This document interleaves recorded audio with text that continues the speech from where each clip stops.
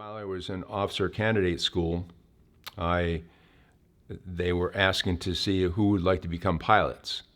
And I thought that might be a good career option. So I took the test to become a pilot, and I passed the test. And so when I finished up officer candidate school, I went directly to flight school at Fort Walters, Texas.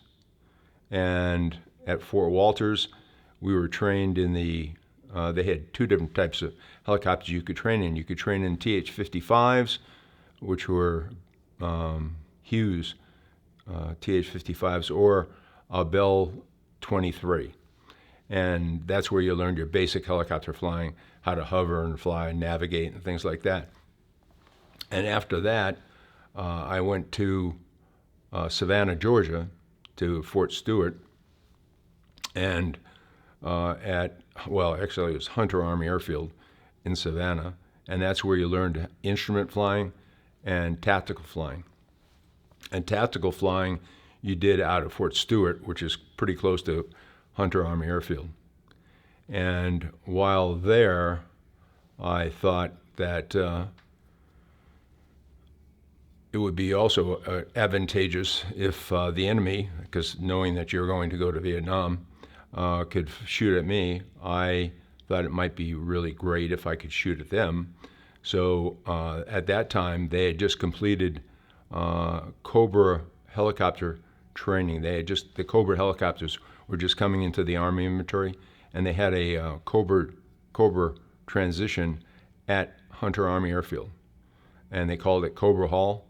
So I said, hey, I told my branch that, I'm in artillery, it makes sense that I could shoot rockets. And they said, well, if you finish in the top 10% of your flight school class, then we'll send you to Cobra transition. So I finished in the top 10% of my class, and I went to Cobra transition en route to Vietnam. And from there, I got orders to go to Vietnam. And when I was going through Dallas-Fort Worth Airport, I ran into somebody who was just coming back from Vietnam. And I said, hey, I'm a Cobra pilot, and what would be a good unit in Vietnam for me to get into?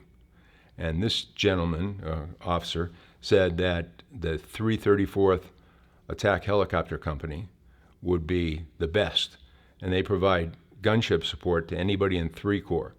And I was going into Benoit. That's where there were 2 reception stations in Vietnam. You had one in 3 Corps, which was at Benoit, and the other one was up in Cam Ranh Bay. But I was going into Benoit, which worked out really well because the 334th was an attack helicopter company that had 19 Cobra, or 21 Cobras, and 3 Hueys. The 3 Hueys were used for general support going out, and we actually did, with the Hueys, we also did sniffer missions, which means that we loaded people in that they were sensing carbon dioxide from enemy encampments. So you'd fly over just sections of South Vietnam or 3 Corps that they would tell you to fly. And you go this way, and you come back this way, and you go this way, and they were just testing to see if they could come up with carbon dioxide. Other people who had flown that mission had come across like 50 caliber guns that might be firing on. Normally you would have a Cobra flying along with you as cover. So anyway, while I got into the 334th Attack Helicopter Company, they had 4 platoons. When they had the Raiders, the Dragons, and the Playboys, plus the maintenance platoon that maintained the Cobras. In 1970, there was a mission to cut off arms and people coming in through the Parrot's Beak section of Cambodia. And we've seen that in the maps. You can actually see where it looks like a parrot's beak. So we picked up that mission, and we had a 24-hour standby. We had all our Cobras up there at Cu Chi, and we provided gunship support for that mission. And during that mission, we did lose 1 pilot He was a warrant officer. He was flying in the front of a Cobra, and he took a round through the neck. Also during that mission, we didn't lose any other aircraft, but I did take a round in the nose of the helicopter that I was flying, and it set off one of our 40 millimeter grenades in the nose of the aircraft, blew a big hole in the front of the aircraft, and the ammo bay doors opened up, which I didn't know about that until afterwards. But we thought at that time, because there were a lot of hydraulics in the nose of the aircraft to operate, the 40 millimeter grenade launchers and to move them around, that we might have lost our hydraulics. So what we did is I entered auto rotation, assuming that we might be going down, and my co-pilot said, do you want me to blow the pods, which are the pods that hold the 10, we have 10 millimeter grenade, rockets, and 10-pound rockets and 17-pound rockets. And so I said yes. So he blew those, which immediately lightened up the aircraft, and then we had a chance to take a look at the instruments and see if we were actually losing hydraulic pressure, and we weren't. So we had the opportunity to fly the aircraft back, to Kuchi and land, and we have some pictures of the aircraft with the results of the hole in the aircraft. Well, basically we were providing gunship support for anybody in 3 Corps that needed helicopters. So if a unit who was flying Mike or Charlie model gunships, their gunships were down, we would provide Cobra support to them. And so, we'd pick up, assisting in combat assaults, although I don't recall an awful lot of enemy fire coming at us from whenever we were supporting enemy with combat assaults. We provided gunship support to the special forces who were stopping people from interdicting into South Vietnam. We had one place where they had come across a weapons cache, and so they were extracting all those weapons, and we provided support to them. We provided support. I remember going up to, I believe it was An Loc, which is up on the Cambodian-Vietnamese border. I remember we were there just to provide gunship support in that area, and I remember being in the operations in their what do they call it, where they have all the maps and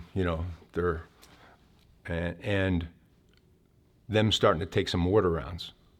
And I remember myself I was a co-pilot at that time, remember myself and the warrant officer running out to the Cobra, hopping in the Cobra. He started it, I buckled in, and then he buckled in, and then we took off looking to see who was actually firing, the mortars at the base. It was an artillery support base, and they also had an airstrip along there where I think a C-130, no, it wasn't a C-123 had been hit by something. And I mean, it wasn't still burning or anything, but the remains of the C-123 were off the end of the runway. So we did that mission, and then we also provided support to the special forces and the Vietnamese, because the Vietnamese were flying long-range reconnaissance patrols up into Cambodia. So we provided them gunship support going up into Cambodia as they were doing the insertions or extractions. Flying Cobras, we also had flechette rounds that we could use in the event that it was a broad area and that you wanted to. Have you seen the flechettes? Flechettes are like little nails. They're in the head of the rockets, and when you fire the rockets and then they explode and they spread flechettes all over the place. I wouldn't want to be on the other end of it, but that's basically what we did. At the end of my tour, which would have been in October, November, I decided to extend for 6 months because I was not married, and I thought that if I could, they offered an incentive at the time to extend, they would give you 30 days free leave, and they would fly you any place that you wanted to go to, either back to the States or to Europe or wherever you wanted to go. So I took advantage of that opportunity and flew to Europe and met a classmate of mine who was in OCS with me, who had been to Vietnam as a forward observer. And we traveled through Sweden and Denmark and Germany, and we did some skiing, and then I came back to the States for Christmas and New Year's, and then I flew back over to Vietnam. And I had also, as part of the agreement to extend for 6 months, I was looking for another unit that would be, say, a little safer in operation. So I was given the opportunity to fly for the Red Barons, which were the Corps Aviation Company support for 2 Corps. And 2 Corps is located northerly of 3 Corps, and the unit was based out of Nha Trang, which is just north of Cam Ranh Bay. And so there I got a transition into the light observation helicopter, which is what was a Bell, not a scout helicopter, which is the OH-6, which is a Hughes product. And so I get a transition to the Bell, and I also was a PIC in the Hueys because I'd been a PIC in the Hueys at the Cobra company. This was now 1971 because I got into country in October of '69, and then in '70 I was still in the Cobra company, and then I left the Cobra company in January of '71, went up to Nha Trang to fly up there. And that was interesting flying because we would fly during the time it was where I was flying. I was flying up towards Pleiku, Dalat, up to I think Quy Nhon, and along the coast. We'd follow the highways, but I would fly all day perhaps and not see another helicopter because they were downsizing a little bit because they were getting ready to. They had peace talks, and they were trying to downsize in Vietnam. So that was interesting flying. And upon leaving Vietnam, I do recall a couple of things. We landed at, I remember landing in a Montagnard village, actually landing right in the village, blowing a lot of stuff around. But that was interesting. And one of the tribal chieftains gave me a brass, band, wristband type thing. So that flying was very interesting. We flew general officers, we flew chaplains to different locations, and one of the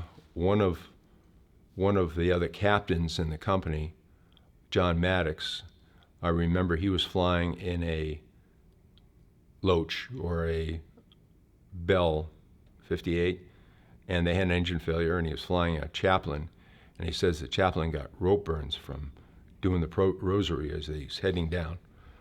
So that was just an interesting aside as to what kind of missions we were doing.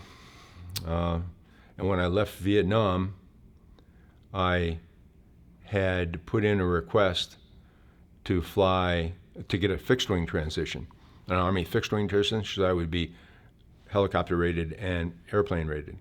And at that time they had another program, if you used your VA benefits, and they would give you 16 weeks permissive TDY, and they would give you your regular pay, and you could go to airplane transition, in the United States. So I went to Albert Woodard Airport in St. Petersburg, Florida, because there was the possibility that I could get an airplane transition and once I finished up the training at over in Tampa. There was a gentleman that had a relationship with the Southcom headquarters, which is over in Tampa. So I went through my airplane ratings, and I got my private pilot's license, I got my commercial pilot's license, I got my instructor's rating, and an instrument rating in airplanes there. And then coming out of there, they said, well, we can't get you a fixed wing transition here, but I talked to my branch, which was artillery at the time, and they said, we can send you to Stewart Army Airfield up in Georgia, and we'll arrange for you to go through the airplane transition. And they had basically a Cessna with a little bit higher horsepower engine that you would do your training in. So I went through there and got my fixed wing transition. And then I was assigned to go to Europe. And my goal over there was to join the Cobra Aviation Company out of south of Frankfurt. They had a Cobra Aviation Company that was in another location. But at the time, they came out with this letter because they're downsizing the Army, and they were saying that if you want to get out, send us a letter, and if all of the time that you have left is due to aviation training or training, we will discharge you. So I took advantage of that, and I got a European discharge and traveled around Europe a little bit before I came back to the States.